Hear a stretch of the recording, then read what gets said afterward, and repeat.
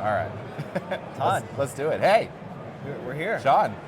It's InfoSec Europe 2025, 30-year anniversry Yes. of InfoSec.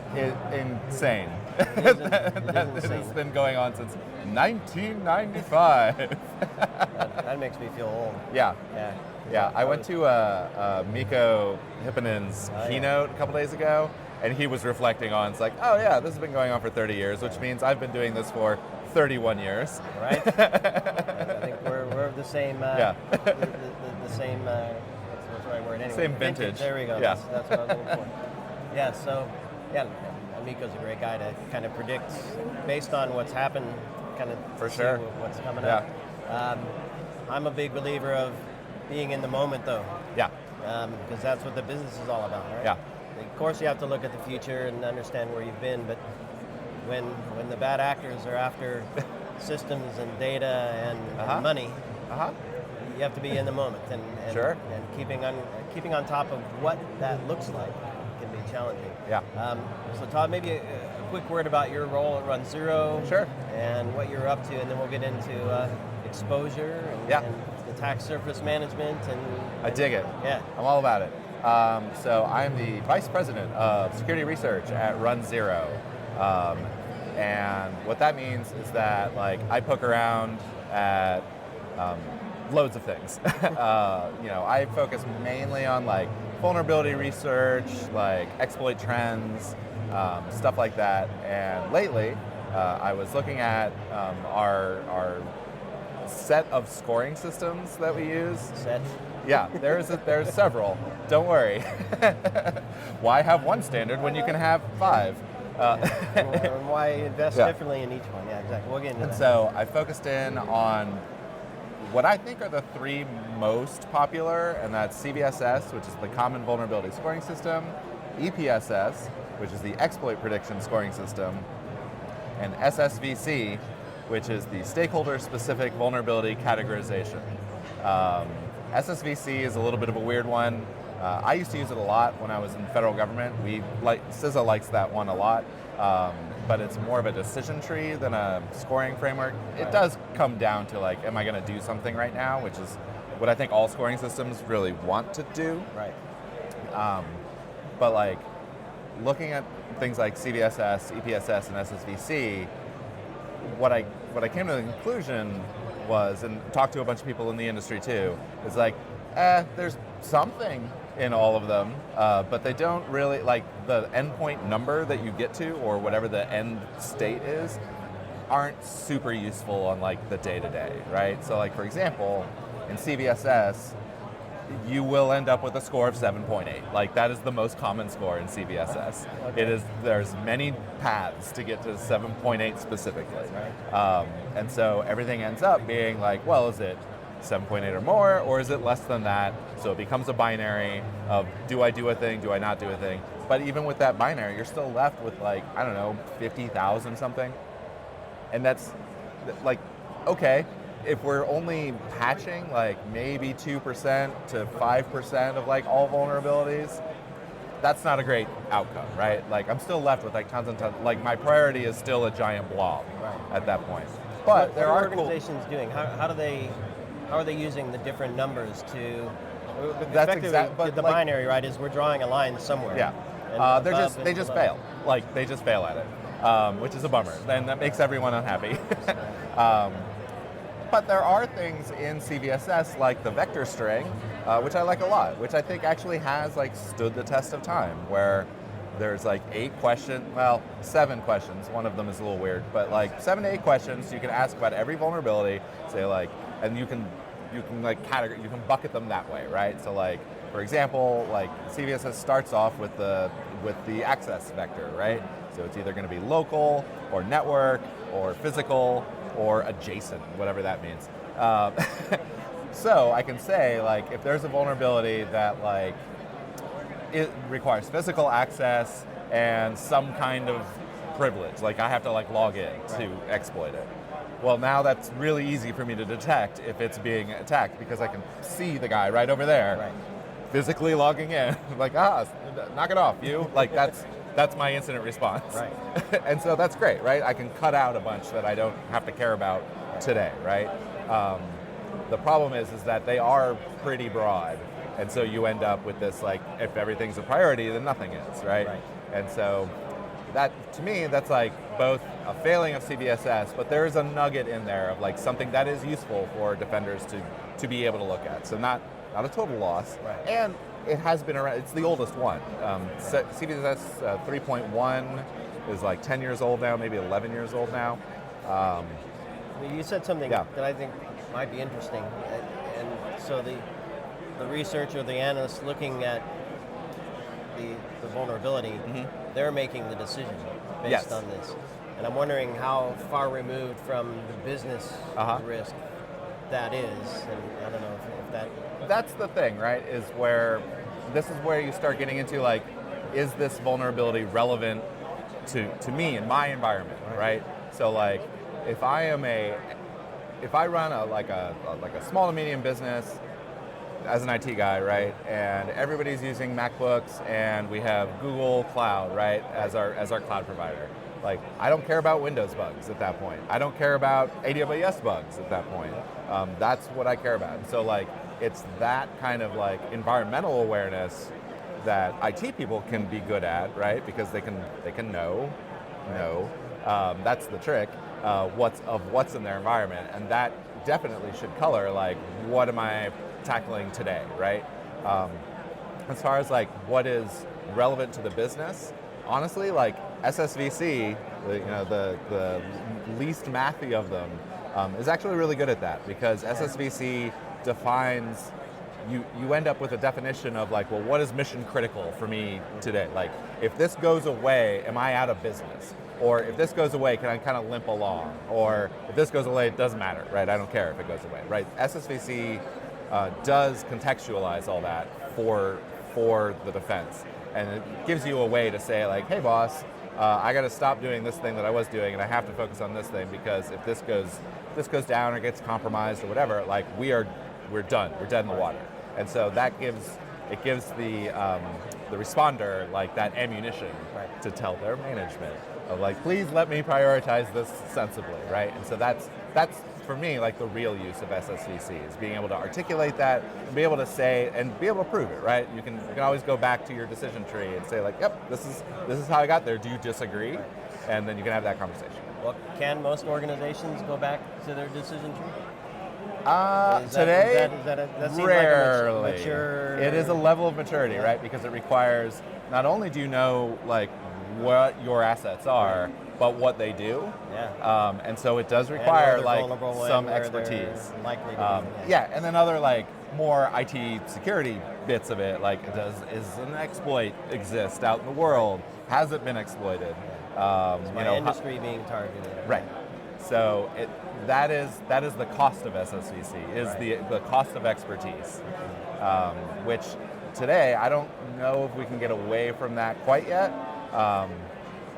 But we help. runZero helps. Let's talk about that, because there's a lot of other things we want to get to, but just so there are scores. Three we've talked about. Right. Knowing what those mean to you, so you can make a decision on what to do next and where you draw a line. And I think it doesn't sound like we're going to get away from drawing a line. Maybe we will. So what do you do to kind of help with just with that part of this equation at the moment? So what runZero does, the reason why I'm here is because the technology is super cool. We help shine a light in like the dark, cobwebby corners of your network that you don't know about, right? So like for the very traditional IT, your MacBooks and your Windows laptops and your servers and your routers and all that, that's pretty well covered, right? Everybody has an EDR and everybody has credentials and all that, but like, so we're talking about asset inventory. It's that blend of like vulnerability management, asset management, and like kind of exposure management. But turns out our networks aren't just made of that. Our networks have a bunch of like dark matter that just kind of live there. And so it's things like all of your weird IoT stuff, all of your infrastructure that you don't really log into. A bunch of vendor supplied stuff we found in folks' networks. It's like, oh yeah, I have to like drop my box in to your network to do things, that you paid for. It's like, cool, how do I manage that? Don't worry about it, we got it. Like, okay. That's exactly Things like... And do those things have vulnerabilities that are published? So, yes, but it depends on what you mean by vulnerability. So there's like the technical wonky definition of vulnerability that nerds like, right? It's like, it's like an undocumented API, right, is a vulnerability. Right. And but then there are like these exposures that don't neatly fit into like a vulnerability bucket that will never have a CVE, right? Will never get subjected to any of these scoring systems. And there are things like default passwords, well-known passwords, misconfigurations that put the management interface on the wrong side of the network, for example. Like that's the kind of thing that like won't ever see like a CVE ID. Yeah. And so what runZero does is that we also uncover all of that too, and we do it without having to already know like a priori what the login is, what the passwords are, we don't have to install an agent anywhere, right? Like we treat your network like a black box, much in the same way that like an attacker does, right? And so we definitely have adopted an attacker mindset when it comes to like assessing your network for risk and exposure and all that, which I think is really powerful. Like I really like that. Well, I mean, so it's easy, especially for a lot of people who are deep in security. It's traditionally rooted in IT. Yes. But there's a lot typically, but we're 30 years in here. I know. We've seen some shift to OT environments. Really. Yeah. Of course, we can look at mobile and cloud, and those have some deep investments in looking at risk management, vulnerability management, and whatnot. But IT, cloud, mobile, bring in OT. I'm sure AI and all those systems are going to have.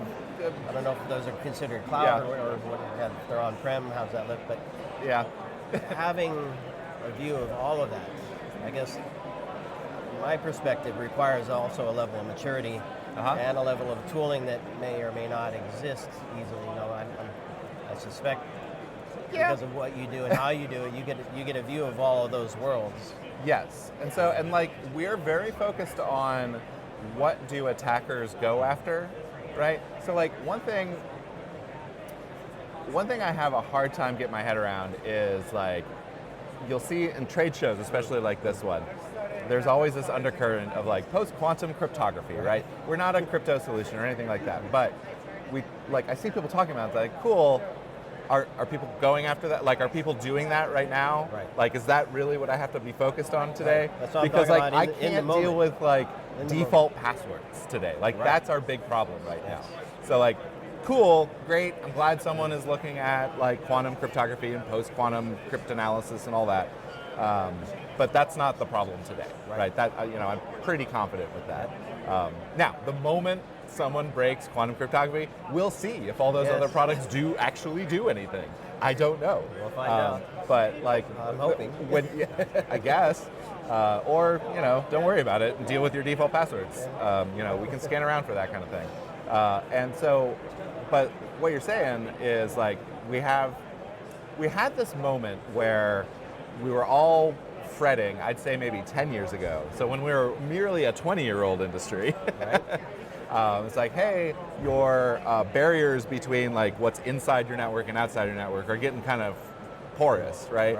And things move around, and like, hey, we got these cool smartphones now, and like they move around, and sometimes people work from home, and all of that. And that trend has just exploded out, right? And so there is very little today that is truly like separated from the internet, right? The internet has reached in to every network, right? Because everybody loves TCP/IP. It's an open standard. It's been around since like 1979.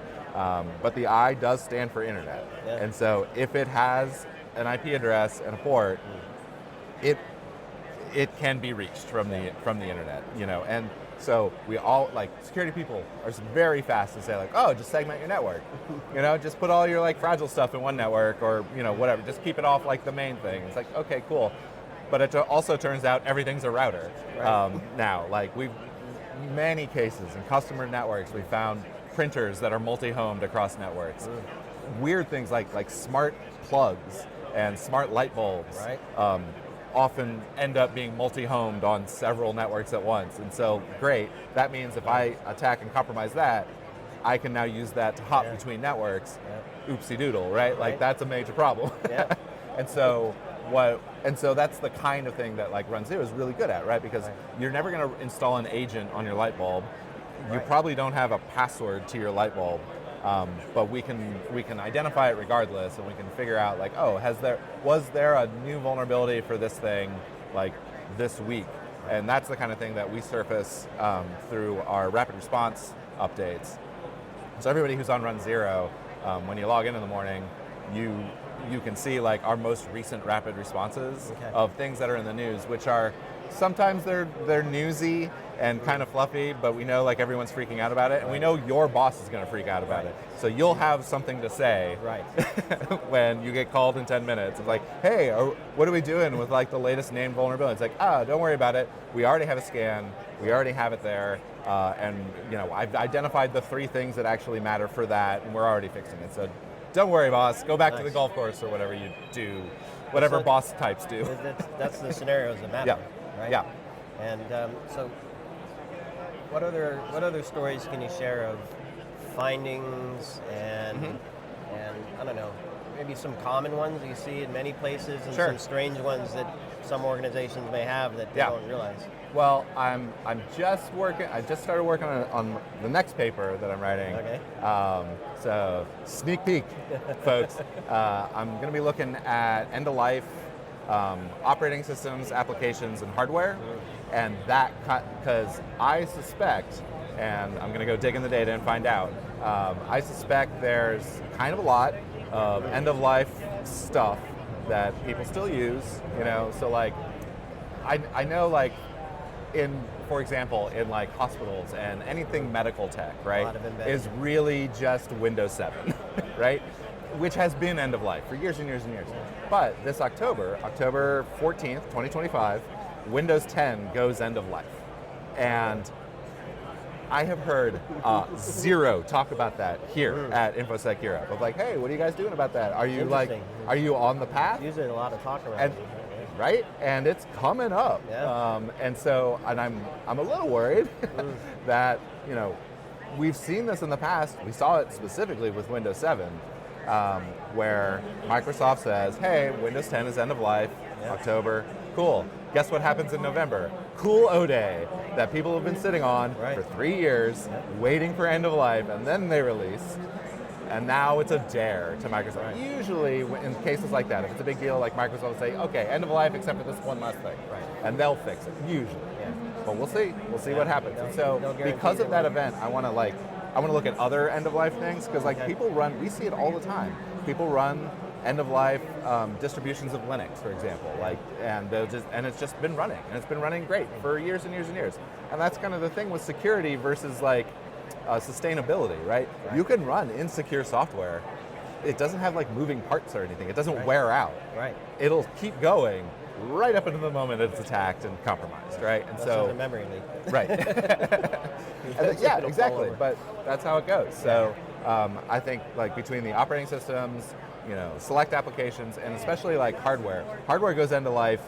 Often like the company is gone, and so like, and it's all just like firmware, right? It's all like a packed binary. So good luck getting patches for that thing. And so that's kind of the kind of survey work that I'm just starting. Like as soon as I get back home from London, I'm going to be diving into that. So tell me a little bit about. And I have one bigger question we'll close with, but tell me a little bit about how teams respond to using runZero, because I can just imagine a big list every day coming in. We have to, and then of course it grows with the new stuff that comes, and so they work through the list, and they have to communicate to their boss. Boss has to communicate to executive staff. Right. Talk to me about how all that looks with runZero compared to other. So a lot methods. of times, a lot of times people have been doing like asset management. Microsoft Excel is like the #1 software for asset management, right? Today. And Still, sadly. Oh yeah. And so what we offer, right, is an opinionated list of like the stuff that you have, right? We can sort things into buckets of concern, right? Ranging from, informational only up through critical. Like, you really should deal with this right now. And so the UI is very nice. You can export it anyway. You can export to CSV and read it in your Excel if you want. But like the UI is also very nice, and you can sort and tag and do all this other. You can enrich it on your end with like the information, the knowledge that you have about your environment. But when people run it like often for the first time, like we've seen that people on average, our customers notice that they have 25% more assets than they thought they had, right? So they may sign up for a trial and say like, yeah, and they figure it's like, I probably have like 500 assets. Right. And then they run it, and it's like, you have 625 assets. I'm like, cool, what are all the other ones? And people find like old test environments that they thought were decommed, right? Yep. They'll find bridges into other people's networks. We've seen that where there was a company that had sold off some of its IP space to like a residential ISP, right? And like didn't really tell anyone about it, and so suddenly they have like residential ISP users inside their company network. It's like, oh dang, where did all these TVs come from? Right. And so they'll find that kind of thing. So it's like that, and it's fun and it's funny. Don't get me wrong, it's hilarious. But it's also, it's like, oh gosh, I've had this going on. Sad on one side, right. Funny on another, and yeah. And now you have something to do, right? Oh boy, if you're on the bad actor side. Oh yeah, exactly, right. And these are the kinds of weird configurations that attackers love, right? Especially when it's things like old test networks, all the end-of-life stuff that can't be patched, that have known vulnerabilities. Like we've seen even like the last crop of research reports from places like Mandiant and Verizon's DBIR, right? They all say like, hey, attackers are using exploits more, and it's like, it's almost like 25% now. It's like, cool, but that means like there's a lot that's still not O-Day stuff. It's all like old vulnerabilities and normal misconfigurations that you find everywhere, right? To the tune of like, it's like 75, 80% of that, right, is still that kind of work-a-day, breaking and entering, not like super ninja O-Day stuff. Right. So we were speaking the other day. We touched on the M&A use case. Tell me a bit about that, man, because that's sure. Yeah, cool. This is like my favorite use case of runZero. Thank you for bringing it up. So you're big corp, right? And you're like, hey, we're going to be acquiring some startup, right?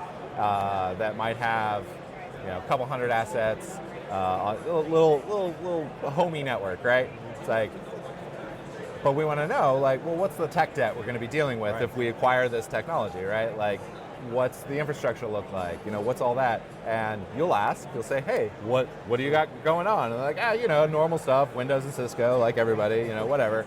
And they're like, cool, do you mind if I look? They're like, well, we'd rather you didn't. And you say, but, we're going to give you a lot of money, so we'd like to look. And what are we buying? Yeah, what actually are we buying here?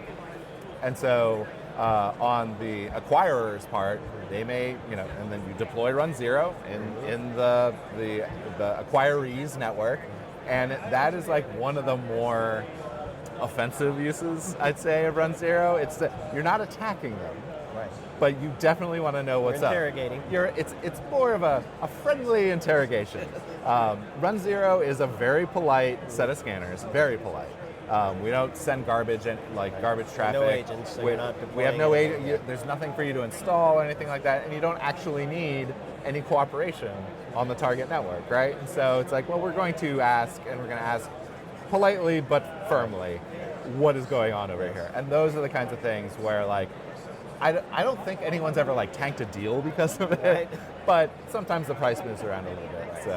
So that is that, and that's value right there, right? Of being able to know what am I getting into when we eventually merge these networks or figure out what we want to keep and what we want to toss. So Todd, this is really cool stuff.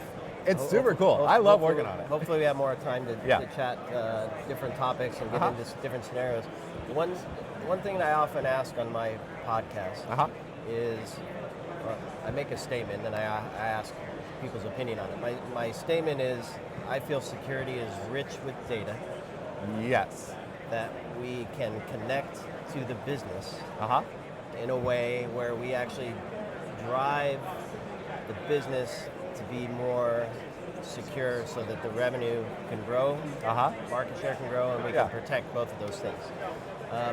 The example I almost always give is around vulnerability management, Yeah. where I picture this world where huge teams, all they do is patch all day long, every day. Yeah. If we could just use that data and other data to say, if we just eliminated this thing, changed this stack, changed this app to be something different, one that has less vulnerabilities, we can reduce the exposure, we can reduce the impact on the vulnerability management team and the response team. Yeah.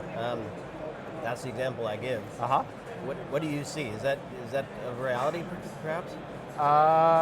In a word, I mean, that sounds lovely. It sounds great. It's a dream I have. Right, yeah, it's a wonderful dream. You know, from what I've looked at over like trends in CVE, and just like the normal way we score things, right, in CVSS, one of the things I've noticed is that like we seem to be producing vulnerable software at the same rate we always have, right? And that's depressing to me. It's like we haven't actually gotten any better at making less vulnerable software because that's the only kind of software we know how to make still. And in this brave new world of AI-assisted code writing, I don't think the vulnerabilities are going away anytime soon. So we'll just scale that to another level. Yeah.